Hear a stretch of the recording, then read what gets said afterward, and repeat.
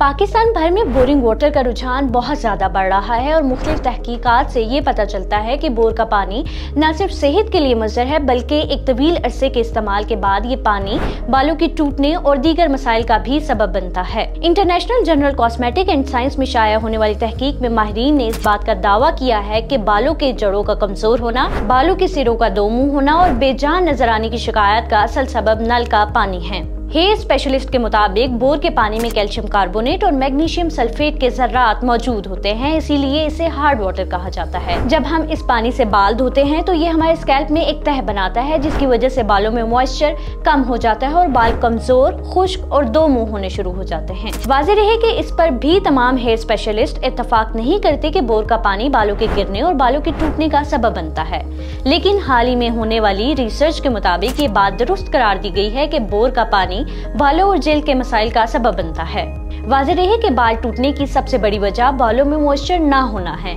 जबकि बोर के पानी में मौजूद नमकियात बालों के मॉइस्चर को तेजी से खत्म करते हैं।